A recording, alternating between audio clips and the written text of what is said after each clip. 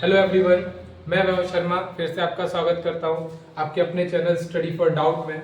तो आज जैसा कि आपको बैकग्राउंड में दिख रहा होगा कि हमने एक ऐसा थीम लिया है जो कि बायोलॉजी, ठीक है, बायोलॉजी से रिलेटेड है। तो आज का हमारा टॉपिक भी थोड़ा बायो से रिलेटेड ही होगा। आज हम बात करेंगे chapter number 5, the fundamental unit of life, है ना। 9th का जो चैप्टर नंबर 5 है, the fundamental unit of life, इस चैप्टर की बात करेंगे। और ये चैप्टर आपका इंपॉर्टेंट है। जो लोग आगे मेडिकल में जाएंगे, जो लोग आगे मेडिकल चूज करना चाहते हैं, वो इस चैप्टर को बहुत अच्छे से समझें, क्योंकि यही चैप्टर आपको एक्सटेंड होकर 11th क्लास में भी पढ़ने को मिलेगा, है ना। तो अभी आप इसको बहुत अच्छे से लेकर चलेंगे कि आपको इसके छोटे छोटे जो की पॉइंट्स है वो पता होने चाहिए, ठीक है। तो सबसे पहले हम शुरुआत करते हैं the fundamental unit of life की। तो देखो, जो बायोलॉजी है, बायोलॉजी एक ऐसी टर्म है, एक ऐसी ब्रांच है साइंस की जो बहुत एक्सटेंसिव है, बहुत फैली हुई ब्रांच है, ठीक है। तो लगभग 1665 से पहले भी बायो थी, बट उतना ज्यादा उसका लोग को यूज नहीं पता था, है ना। और सेल के बारे में नहीं पता था कि सेल होती क्या है। तो सबसे पहले क्या था कि एक साइंटिस्ट थे हमारे पास, बायोलॉजिस्ट थे, जिनका नाम था रॉबर्ट हुक। तो रॉबर्ट हुक एक एक्सपेरिमेंट कर रहे थे। रॉबर्ट हुक ने क्या किया, एक प्लांट लिया, और प्लांट की ट्री की जो सबसे आउटरमोस्ट लेयर होती है बार्क, उस बार्क का एक छोटा सा पीस लिया जिसे हम स्लाइस बोलते हैं। तो उस स्लाइस को उन्होंने अपने बनाए हुए माइक्रोस्कोप में जब स्टडी किया, तो स्टडी करने पर उन्हें एक इमेज दिखी, उन्हें एक पिक्चर दिखाई दी, जो कि आपके स्क्रीन पर आपको दिखाई दे रही है। तो उन्हें एक पिक्चर लाइक स्ट्रक्चर दिखाई दी। इस पिक्चर में जब उन्होंने देखा कि इस पूरे स्लाइस में जगह जगह पर छोटे छोटे कंपार्टमेंट्स हैं, है ना। तो उन्होंने उन छोटे छोटे कंपार्टमेंट्स को ही नाम दिया, किसका, सेल का। क्योंकि सेल जो है एक लैटिन लैंग्वेज का वर्ड है जिसका मीनिंग होता है अ लिटिल रूम और लिटिल कंपार्टमेंट, है ना। तो सेल जो है वहां से आया। तो कई बार आपसे क्वेश्चन पूछा जाता है और बच्चे इसमें कंफ्यूज भी होते हैं कि हु डिस्कवर्ड सेल, सेल की डिस्कवरी किसने की। तो देखो, जब तक ये है सेल डिस्कवर किसने किया, आपके मन में एक ही नाम होना चाहिए, रॉबर्ट हुक। कब किया, 1665 में। लेकिन अगर आपसे पूछा जाए who discovered first non living cell, तो भी आपके माइंड में एक ही आंसर होना चाहिए, रॉबर्ट हुक। क्यों? क्योंकि जो बार्क ऑफ ट्री होता है वो भी तो डेड सेल्स होती हैं। तो डेड सेल्स ही सबसे पहले क्या हुई थी, डिस्कवर हुई थी। कब हुई थी, 1665 में रॉबर्ट हुक ने की थी। लेकिन फर्स्ट लिविंग सेल जो डिस्कवरी हुई थी वो रॉबर्ट हुक ने नहीं की थी, वो उनके ही कलीग्स ने की थी। कब, 1674 में, मतलब 9 साल के बाद जाकर ल्यून हुक ने क्या किया, फर्स्ट लिविंग सेल डिस्कवर की। तो ये दो साइंटिस्ट, दो बायोलॉजिस्ट हैं जिनको आपको समझना है कि दोनों के फंक्शन, दोनों ने क्या काम किया है। रॉबर्ट हुक ने सबसे पहले सेल की डिस्कवरी रॉबर्ट हुक ने की, सबसे पहले नॉन लिविंग सेल की डिस्कवरी रॉबर्ट हुक ने की, लेकिन सबसे पहले लिविंग सेल की डिस्कवरी किसने की, ल्यून हुक ने की, ठीक है। तो ल्यून हुक ने सबसे पहले लिविंग सेल की डिस्कवरी की। तो सेल होता क्या है, तो सेल के बारे में कहा जाता है कि cell is the basic unit, basic fundamental and structural unit of life.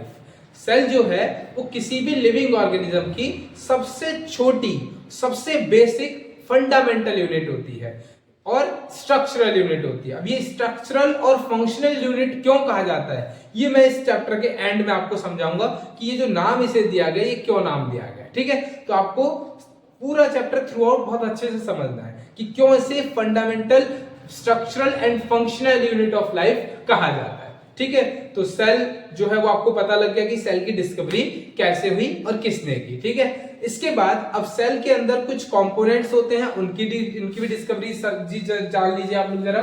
तो आपने देखा कि सबसे पहले सेल की डिस्कवरी किसने की, रॉबर्ट हुक ने की 1665 के अंदर। फिर लिविंग सेल की डिस्कवरी किसने की, वो किसने, ल्यून हुक ने की 1674 के अंदर। फिर तीसरा, न्यूक्लियस की डिस्कवरी सेल के अंदर किसने की, तो आप देखेंगे रॉबर्ट ब्राउन ने की। कब, देखो ध्यान रखना, सेल की डिस्कवरी के लगभग 150 साल तक कोई नई डिस्कवरी नहीं हुई, और 1831 में जाकर डिस्कवरी हुई किस चीज की, न्यूक्लियस की। तो न्यूक्लियस की डिस्कवरी की रॉबर्ट ब्राउन ने। फिर सेल के अंदर जो प्रोटोप्लाज्म होता है उसकी डिस्कवरी किसने की, तो आप कहेंगे उसकी डिस्कवरी की थी पुरकिंजे ने। तो ये कुछ ऐसे बायोलॉजिस्ट है जिनका मेन रोल रहा है बायो के अंदर और बेसिक यूनिट ऑफ लाइफ की डिस्कवरी के अंदर, ठीक है। इसके अलावा अब क्या था, हमारे पास दो साइंटिस्ट आए और यहां से क्वेश्चन बहुत ज्यादा पूछा जाता है जो मैं टॉपिक बता रहा हूं। दो बायोलॉजिस्ट थे, स्लीडन और स्वान। स्लीडन जो थे ये बायोलॉजी, ये आपके बॉटनिस्ट थे। अब देखो बायोलॉजी की दो ब्रांच होती है, एक होती है बॉटनी, एक होती है जियोलॉजी। बॉटनी जो होता है यहां पर हम केवल प्लांट्स, जो प्लांट की स्टडी की जाती है, जो प्लांट की ऐसी साइंस, ऐसी बायोलॉजी जहां पर हम केवल प्लांट के बारे में पढ़ते हैं, प्लांट की फिजियोलॉजी, प्लांट की एनाटॉमी, प्लांट की फंक्शनिंग, ये सब पढ़ते हैं, तो उसे बोला जाता है बॉटनी। और जो एनिमल्स की फिजियोलॉजी, उसकी एनाटॉमी, उसकी फंक्शनिंग को पढ़ते हैं, उसको कहा जाता है क्या, जियोलॉजी। तो जो आपके स्लीडन थे वो आपके कौन थे, जो बॉटनिस्ट थे, और जो स्वान थे ये थे आपके जियोलॉजिस्ट। दोनों ही अपने अपने एरिया में क्या कर रहे थे, वर्क कर रहे थे। वो अपनी बॉटनी में लगे पड़े थे, प्लांट की स्टडी कर रहे थे, ये इधर क्या कर रहे थे, एनिमल्स की स्टडी कर रहे थे। दोनों की ही एक सेम स्टेटमेंट आई। इधर स्लीडन ने कहा कि भाई क्या, कि जो जितने भी प्लांट्स होते हैं, all plants are made up of cell. इधर से स्वान ने स्टेटमेंट दे दी कि all animals are made up of cell. तो दोनों ही स्टेटमेंट को एक साथ जोड़ा, एक साथ कंबाइंड किया, और कंबाइंड करने के बाद एक स्टेटमेंट बनी कि all the organisms either plants और animals are made up of cell. ठीक है, सभी ऑर्गेनिज्म किससे बने हुए हैं, सेल से मिलकर बने हुए हैं। दूसरा, cell is the fundamental, basic fundamental structural and functional unit of life. ये दो स्टेटमेंट दी थी किसने, स्लीडन और स्वान ने। ठीक है, दोनों का काम हुआ और इस दोनों थ्योरीज को सेल थ्योरी कहा गया। तो सेल थ्योरी किसने प्रपोज की, सेल थ्योरी सबसे पहले किसने दी, तो आप कहेंगे स्लीडन और स्वान ने दी। और उन्होंने क्या क्या स्टेटमेंट दी, तो उनकी स्टेटमेंट आप दे देंगे। पहली statement, all animals and plants were made up of cells. Cell is the fundamental structural and functional unit of life. लेकिन बाद में एक बायोलॉजिस्ट और इसमें ऐड हुए, हालांकि काफी बाद में हुए, लेकिन उनका भी एक इंपॉर्टेंट रोल ये था कि देखो सेल है, उसका एक लिविंग स्टेट होता है, लिविंग टाइम पीरियड होता है कि एक सर्टेन टाइम तक ये क्या होती है, वो लिविंग होती है। तो अब वो सेल, जो नई सेल बनेगी, वो नई सेल कैसे बनती है, तो यहां पर एक बायोलॉजिस्ट आए जिनका नाम था रुडोल्फ विर्चो। और रुडोल्फ विर्चो ने क्या किया, रुडोल्फ विर्चो ने एक स्टेटमेंट दी, ओमनी सेलुला इज सेलुला। ये इन्होंने लैटिन लैंग्वेज में एक स्टेटमेंट दी थी, जिसका मतलब था every cell is arise from pre existing cell. हर नई सेल किससे बनी होती है, पुरानी सेल से ही बनती है, by the process of cell division. तो सेल जब पुरानी हो जाती है तो डिवाइड हो जाती है, और डिवाइड होने के बाद नई सेल का फॉर्मेशन करती है। तो हर सेल पुरानी सेल से मिलके ही बनी होती है। तो क्वेश्चन यहां से अगर केवल सेल थ्योरी से पूछा जा रहा है तो आप सेल थ्योरी ही लिखें, रुडोल्फ विर्चो का जिक्र करने की जरूरत नहीं है। लेकिन अगर पूछा जाए डिफाइन सेल थ्योरी, तो आप सेल थ्योरी को डिफाइन कर देंगे। हु प्रपोज्ड इट, तो आप कह देंगे स्लीडन एंड स्वान। बट अगर पूछा जाए कि what is the contribution of Rudolf Virchow in the cell theory, then आप वो रुडोल्फ विर्चो की स्टेटमेंट को यहाँ पर ऐड कर सकते हैं। लेकिन जब तक आपसे ना कहा जाए आप रुडोल्फ विर्चो का जिक्र नहीं चलाएंगे। Got it? इसके बाद अब क्या हुआ कि ये सब चीज हो गई, तो अब ऑर्गेनिजम्स को डिवाइड किया गया on the basis of number of cell. तो नंबर ऑफ सेल के बेसिस पर जो ऑर्गेनिज्म है वो दो टाइप के होते हैं। पहले होते हैं आपके यूनिसेलुलर, दूसरे होते हैं आपके multicellular, on the basis of number of cell. तो unicellular organism are those organisms which are made up of only single cell, जिनकी पूरी बॉडी एक ही सेल से मिलकर बनी हुई है, उनको कहा जाता है क्या, यूनिसेलुलर ऑर्गेनिज्म। जैसे बैक्टीरिया, पैरामीशियम, यूग्लिना, क्लेमाइडोमोनास। तो ये जितने भी आपके मैंने एग्जांपल बताए, सारे के सारे आपके क्या है, यूनिसेलुलर ऑर्गेनिज्म या सिंगल सेल्ड ऑर्गेनिज्म कहा जाता है। दूसरी तरफ होते हैं क्या, मल्टी सेलुलर ऑर्गेनिज्म। तो multi cellular organisms are those organisms which are made up of more than one cell या more than one kind of cell. ऐसे ऑर्गेनिज्म जो एक से ज्यादा टाइप की सेल से मिलकर बने होते हैं उन्हें कहा जाता है क्या, मल्टी सेलुलर ऑर्गेनिज्म। जैसे fungi, plants, animals including human beings, so we all are multicellular organisms।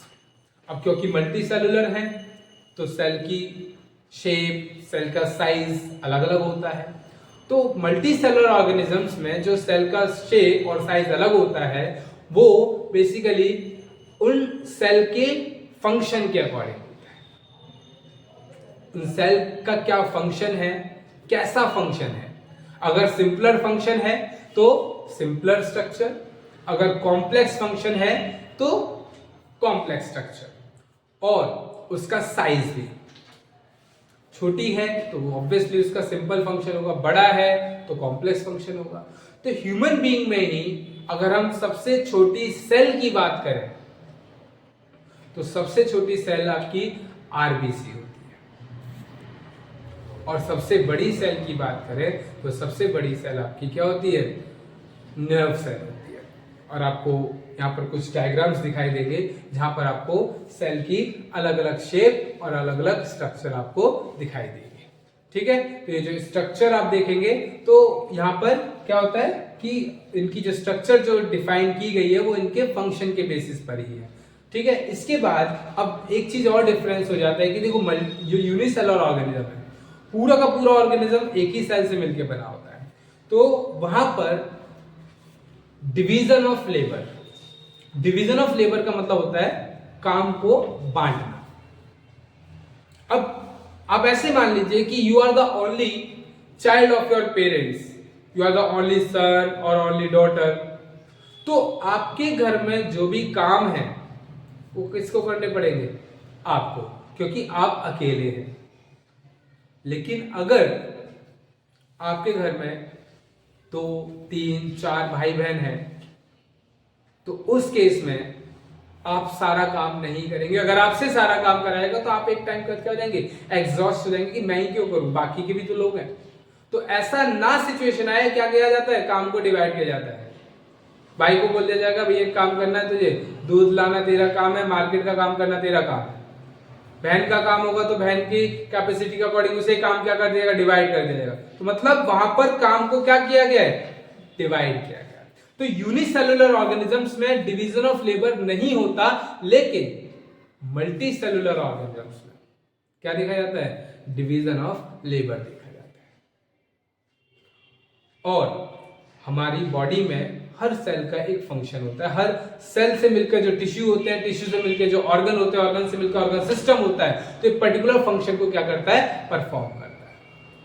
अब सेल के अंदर ऐसा क्या है कि सेल उस पर्टिकुलर फंक्शन को परफॉर्म करता है, तो सेल के अंदर सेल के कंपोनेंट्स होते हैं जो सेल को फंक्शन परफॉर्म कराते हैं, और उन कंपोनेंट्स को सेल ऑर्गेनेल्स कहा जाता है। और सेल ऑर्गेनेल्स को हम आगे काफी डिटेल में पढ़ेंगे इस चैप्टर के अंदर। ठीक है, तो ये एक ब्रीफ इंट्रोडक्शन था chapter number 5, the fundamental unit of life. अब जो इसके मेन टॉपिक्स हैं कि जो कंपोनेंट होते हैं सेल के, और जो सेल के 3 कैरेक्टरिस्टिक फीचर है, सेल मेम्ब्रेन, न्यूक्लियस और साइटोप्लाज्म, इसके बारे में हम अगले वीडियो में बात करेंगे। और जो सेल ऑर्गेनेल्स होते हैं उनकी क्या फंक्शन है, उनकी क्या शेप होती है, ये सब हम आगे के लेक्चर में, आगे की वीडियोस में इसके बारे में बात करेंगे। आपको जो नोट्स हैं वो पीडीएफ फॉर्म में प्रोवाइड कराए जाएंगे, लेकिन उनके लिए आपको क्या करना है, आपको हमें एक मैसेज डालना है हमारे इंस्टाग्राम पर। तो इंस्टाग्राम का लिंक आपको आपकी स्क्रीन पर फ्लैश किया जा रहा है, और इसका जो लिंक है वो आपको डिस्क्रिप्शन में भी दिया जा रहा है। तो आप इंस्टाग्राम के थ्रू भी हमारे साथ जुड़ें, वहां पर आप हमें मैसेज कर सकते हैं। आपको जिस भी चैप्टर, जिस भी सब्जेक्ट के नोट्स आपको चाहिए वो आप हमें मैसेज कर सकते हैं, वो नोट्स आपको प्रोवाइड कराए जाएंगे। इसके साथ ही आपको कौन सी वीडियो कब आएगी इसकी इंफॉर्मेशन भी इंस्टाग्राम से मिल जाएगी। तो आप वहां हमसे जुड़े, आप हमें मेल कर सकते हैं, मेल आईडी भी आपको हमारे डिस्क्रिप्शन लिंक में मिलेगी। तो आपको बस ये करना है कि आपको जिस चैप्टर के आपको नोट्स चाहिए वो नोट्स हम आपको प्रोवाइड कराएंगे in the form of PDF, in the form of pictures. लेकिन आपको हमें क्या करना है, एक मैसेज करना है जिसके थ्रू आप हमसे जुड़ें और आप हमसे क्या कर सकते हैं, अपनी प्रॉब्लम भी शेयर कर सकते हैं। आपको जिस टॉपिक में डाउट है वो टॉपिक भी आप हमें क्या कर सकते हैं, शेयर कर सकते हैं। ठीक है, तो आज के लिए इतना ही, बाकी की हम बात करेंगे नेक्स्ट वीडियो के अंदर। तो जो टॉपिक्स हैं, आगे के टॉपिक्स, वो आपको नेक्स्ट वीडियो में क्लियर कर दिए जाएंगे। अभी के लिए धन्यवाद।